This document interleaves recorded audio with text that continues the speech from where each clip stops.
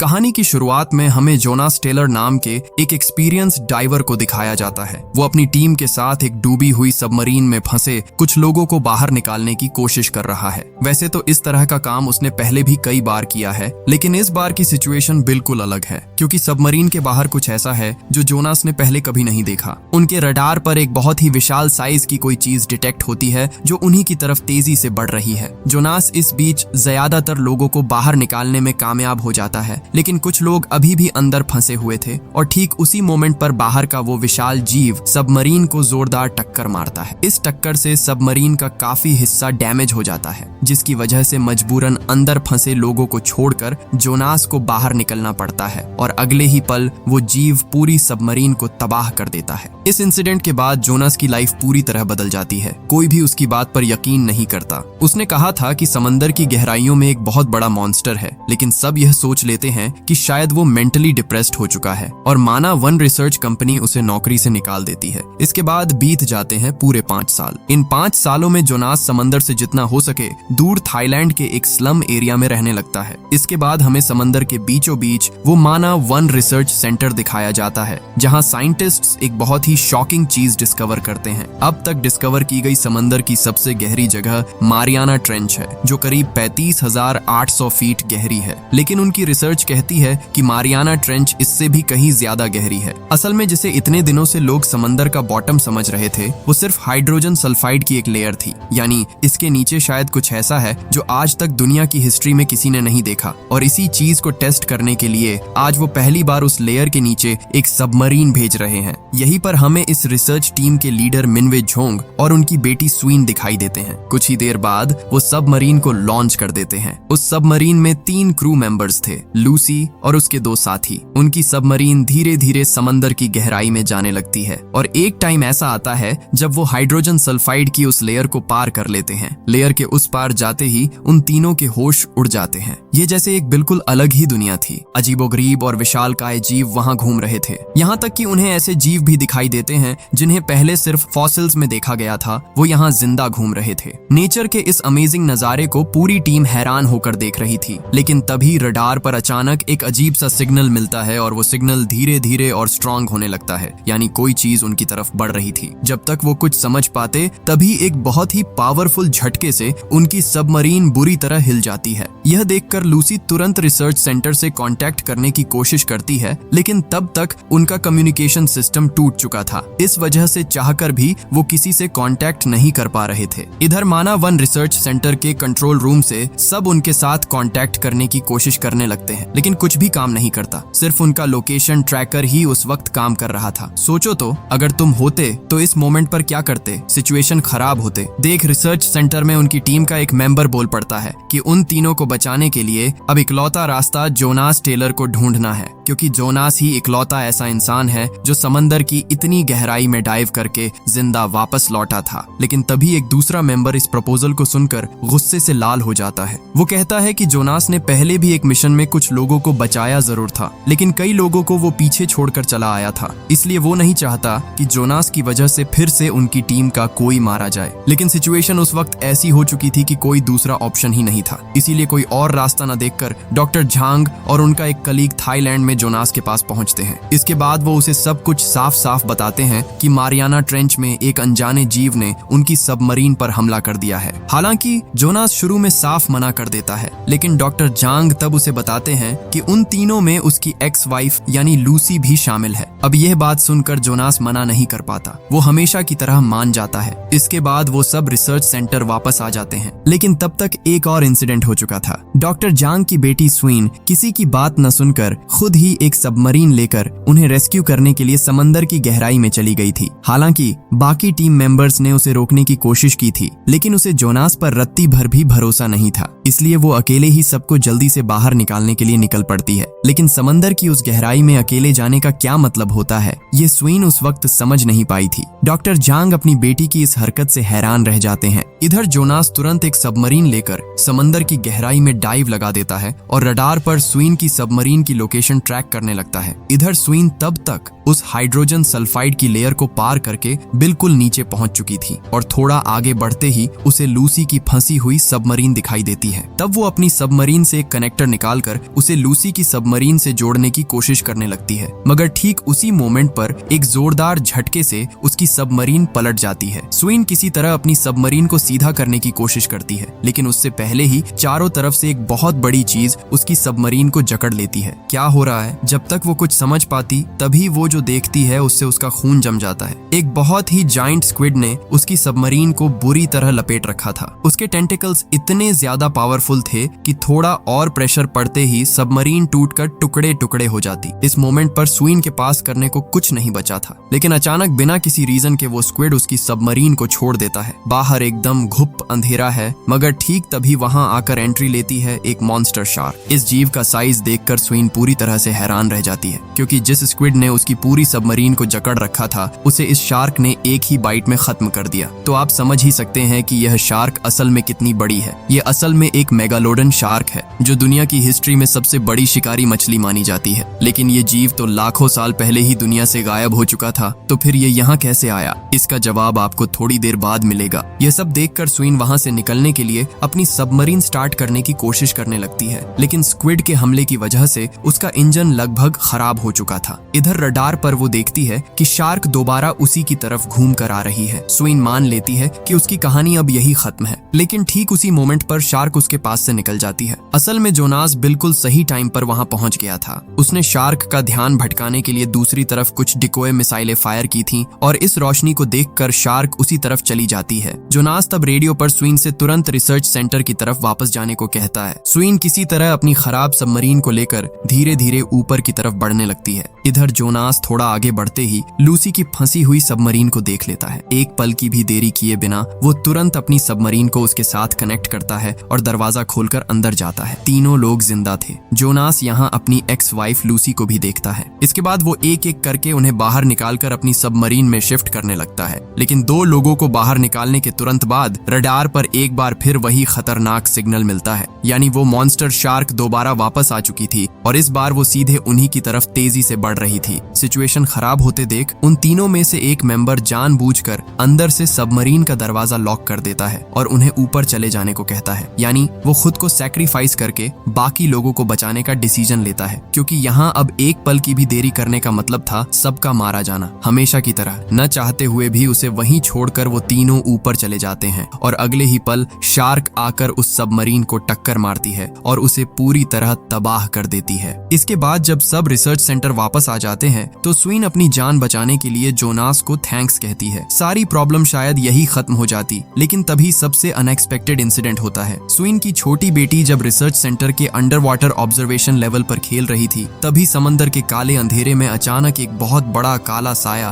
कांच के ठीक सामने आकर रुकता है। वो बच्ची डर के मारे हैरान होकर वहीं खड़ी रह जाती है, मगर अगले ही पल शार्क पूरी ताकत से कांच पर जोरदार वार करती है। वो बच्ची तब डर के मारे चीख पड़ती है। उसकी चीख सुनकर ऊपर से सब लोग भागते हुए ऑब्जर्वेशन लेवल पर आते हैं। लकीली यहाँ का कांच शार्क प्रूफ होने की वजह से ज्यादा नुकसान नहीं हुआ था, लेकिन डरने वाली बात यह थी कि मेगालोडन शार्क अब ऊपर आ चुकी थी। ठीक उसी मोमेंट पर बाहर एक व्हेल आकर तैरने लगती है, मगर अगले ही पल मेगालोडन एक झटके में उस व्हेल को अपने मुंह में दबाकर अंधेरे में गायब हो जाती है। सोचो, एक ब्लू व्हेल जिसकी बॉडी मिनिमम 100 फीट की होती है, उसे इस मॉन्स्टर शार्क ने ऐसे मुंह में दबा लिया जैसे वो उसके लिए कोई छोटी मोटी मछली हो। ऐसा एक दानव अब खुले समंदर में घूम रहा है, यह सोचकर ही रोंगटे खड़े हो जाते हैं। इसके अलावा मेगालोडन को अब इस रिसर्च सेंटर की लोकेशन भी पता चल चुकी थी, इसलिए वो किसी भी वक्त दोबारा वापस आ सकती थी। इसके कुछ ही देर बाद रिसर्च सेंटर में खबर आती है कि पास के इलाके में 3 बड़े जहाजों पर हमला हुआ है। जोनास और पूरी टीम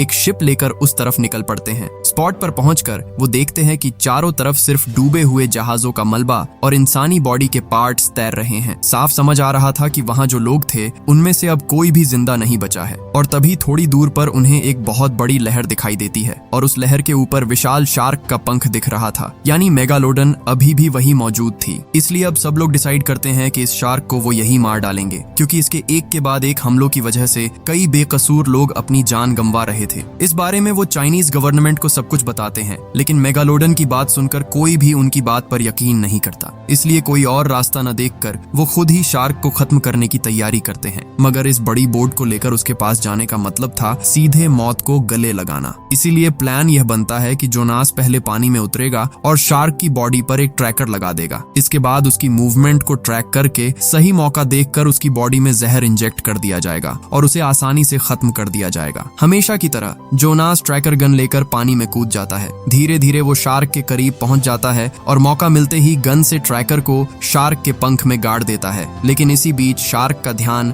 जोनास की तरफ चला जाता है और वो तुरंत उसकी तरफ बढ़ने लगती है। इधर शिप के ऊपर से सब लोग रस्सी खींचकर जोनास को ऊपर उठाने की कोशिश करते हैं, मगर मेगालोडन उसके बिल्कुल करीब पहुंचकर उसे लगभग पकड़ ही चुकी थी। लेकिन ठीक आखिरी मोमेंट पर जोनास बोट पर चढ़ने में कामयाब हो जाता है। इस बार तो वो खुद को बचा लेता है, लेकिन अब शुरू होता है उनका असली मिशन। सबसे पहले वो कोस्ट से दूर एक फिक्स जगह पर चले जाते हैं। उनका प्लान था कि एक स्पेशल शार्क प्रूफ कैप्सूल में बैठकर स्विन पानी में उतरेगी और जब शार्क वहां आएगी तो वो मौका देखकर उसकी बॉडी में जहर इंजेक्ट कर देगी। इससे वो जाइंट शार्क वहीं ढेर हो जाएगी। प्लान के मुताबिक स्विन कैप्सूल के अंदर बैठकर पानी के नीचे चली जाती है और ऊपर से चारे के तौर पर मछली के टुकड़े चारों तरफ फैला दिए जाते हैं। कच्ची मछली की स्मेल पानी में फैलते ही नॉर्मल शार्क चारों तरफ से कैप्सूल को घेर लेती है। लेकिन ठीक उसी मोमेंट पर वो नॉर्मल शार्क वहां से भागने लगती है और पानी के नीचे से निकल कर आती है वो मॉन्स्टर शार्क। वो कैप्सूल पर जोरदार टक्कर मारती है, मगर इस बार स्विन बिना डरे अपना इंजेक्शन रेडी करने लगती है। लेकिन उसे फायर करने से पहले ही शार्क अचानक अपनी डायरेक्शन बदलकर वहां से गायब हो जाती है। स्विन तब सोचती है कि शायद शार्क चली गई है, मगर अगले ही पल मेगालोडन कैप्सूल को अपने दांतों में जकड़ लेती है और उसे मुंह में दबाकर ले जाने लगती है। इस जोरदार झटके की वजह से शिप पर लगा क्रेन टूटने लगता है। यह नजारा देखकर जोनास एक पल की भी देरी किए बिना पानी में कूद जाता है। वो तैरते हुए कैप्सूल की तरफ बढ़ने लगता है। इधर स्विन मौका देखकर शार्क के मुंह की तरफ इंजेक्शन फायर कर देती है और वो सीधे उसके मुंह के पास जाकर धंस जाता है। हालांकि इससे उसे कुछ खास नुकसान नहीं होता। इधर स्विन का ऑक्सीजन मास्क पहले ही टूट चुका था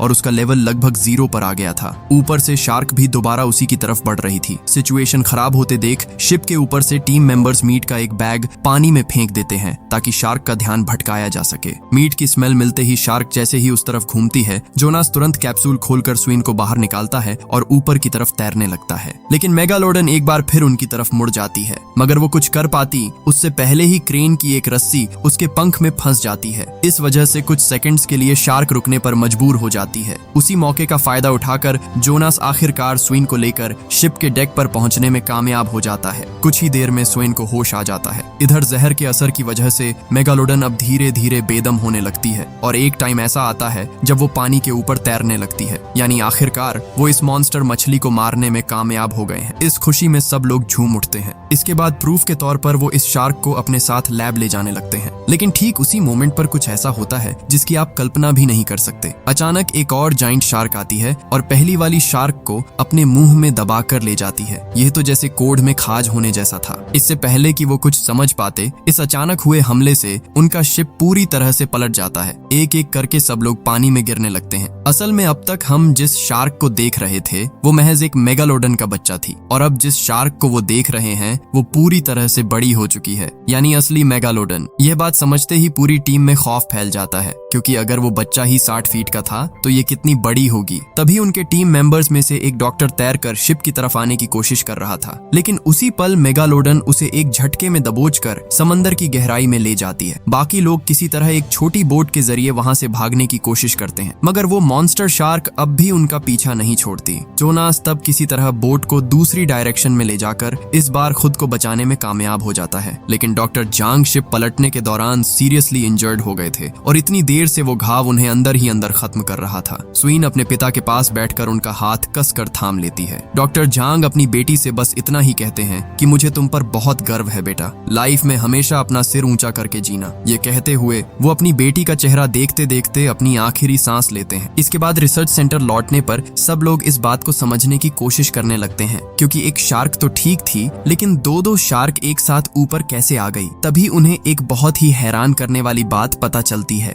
असल में इतने सालों से मेगालोडन के इस दुनिया में होने के बावजूद वो हाइड्रोजन सल्फाइड की उस लेयर की वजह से समंदर के ऊपर नहीं आ पा रही थी। लेकिन जब उनकी सबमरीन वहां से बाहर निकल रही थी तब कुछ सेकंड्स के लिए उस जगह की लेयर टूट गई थी और उसी रास्ते से ये दोनों शार्क ऊपर आ गई। इधर उनकी टीम का एक फंड मैनेजर जैक किसी को बिना बताए खुद ही शार्क को मारने निकल जाता है, क्योंकि वो इसका पूरा क्रेडिट अपने नाम करने के साथ साथ मेगालोडन के दांतों को ब्लैक मार्केट में बेचना चाहता था। इसलिए वो कुछ पावरफुल बम लेकर उस तरफ रवाना हो जाता है। जैक अपनी एक छोटी सी टीम के साथ उस जगह पहुंच जाता है जहां शार्क के होने की पॉसिबिलिटी थी, और वो पानी में एक के बाद एक बम फेंकना शुरू कर देते हैं। एक बहुत बड़े ब्लास्ट से पूरा इलाका कांप उठता है। जैक मान लेता है कि अब मेगालोडन उसके हाथों मारी गई, लेकिन जब वो पास जाकर देखते हैं तो बम शार्क को नहीं लगा था, बल्कि उसकी इस हरकत की वजह से एक बेकसूर व्हेल की जान चली गई थी, और इस गलत डिसीजन का अंजाम उसे तुरंत ही भुगतना पड़ता है। शिप के पिछले हिस्से में खड़ा जैक अचानक अपना बैलेंस खो देता है और पानी में गिर जाता है। वो किसी तरह पास ही तैर रही उस मरी हुई व्हेल के ऊपर चढ़ने की कोशिश करने लगता है, लेकिन तभी मेगालोडन सीधे आकर उसे उस व्हेल के साथ ही निगल जाती है। इसी को कहते हैं लालच का बुरा नतीजा। जैक की मौत की खबर रिसर्च सेंटर पहुंचने में देर नहीं लगती, लेकिन इस वक्त कुछ और सोचने का टाइम नहीं था, क्योंकि मेगालोडन अब एक बहुत ही भीड़ वाले समुद्र तट यानी बीच की तरफ बढ़ रही थी। उस बीच पर हजारों लोग खुशी खुशी अपनी छुट्टियां मना रहे थे। यानी अगर वो मॉन्स्टर शार्क किसी भी तरह उस बीच पर पहुंच जाती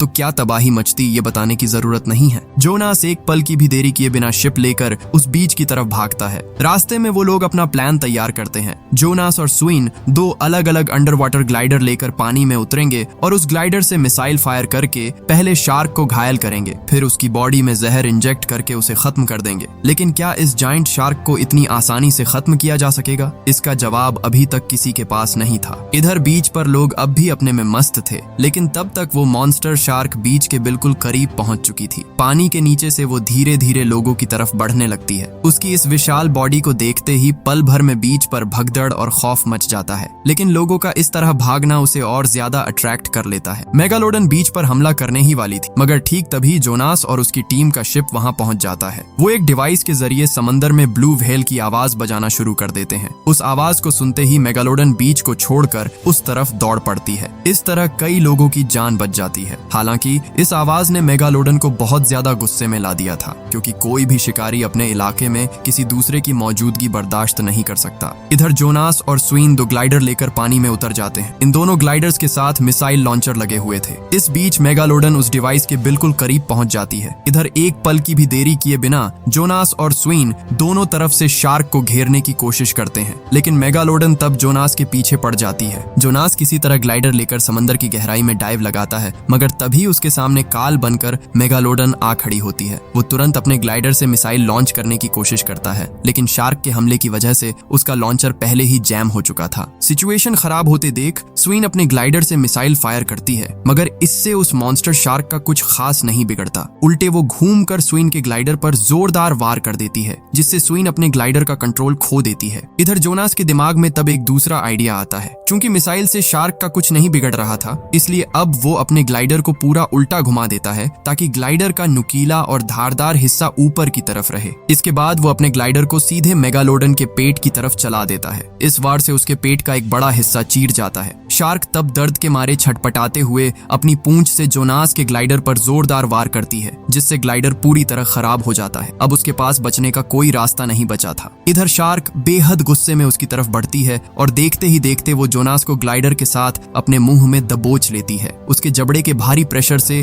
पल भर में ग्लाइडर का कांच टूट जाता है और अंदर पानी भरने लगता है। जोनास समझ जाता है कि अगर वो इस ग्लाइडर में रहा तो मारा जाएगा, इसलिए वो लात मारकर किसी तरह ग्लाइडर का कांच तोड़ता है और वहां से बाहर निकल आता है। अब या तो वो मरेगा या फिर इस मॉन्स्टर शार्क को खत्म करेगा। जोनास अपने हाथ में जहर से भरा हुआ भाला उठा लेता है। इसके बाद जैसे ही मेगालोडन उसकी तरफ बढ़ती है, जोनास अपने हाथ के भाले को पूरी ताकत से मेगालोडन की आंख में घुसा देता है और यह वार बिल्कुल सटीक बैठता है। धीरे धीरे समंदर का वो दानव बेदम होने लगता है, यानी आखिरकार वो मेगालोडन को हराने में कामयाब हो ही गए। इसके बाद का बाकी काम समंदर की नॉर्मल शार्क कर देती है। वो मेगालोडन को चारों तरफ से नोच नोच कर खाना शुरू कर देती है और देखते ही देखते वो समंदर की गहराइयों में ओझल हो जाती है। इधर स्वीन किसी तरह अपने खराब ग्लाइडर को लेकर जोनास के पास पहुंचती है और दोनों मिलकर समंदर के ऊपर आ जाते हैं। शिप से बाकी टीम मेंबर्स उन्हें देखकर खुशी से झूम उठते हैं। आखिरकार इस जंग का एंड हो जाता है। जोनास शिप के डेक पर बैठकर एक बार समंदर की तरफ देखता है, जिसकी गहराइयों में अभी भी न जाने कितने राज छिपे हुए हैं और इंसान उसका कितना ही हिस्सा जान पाया है। और इसी के साथ आज की द मेघ मूवी यही खत्म हो जाती है।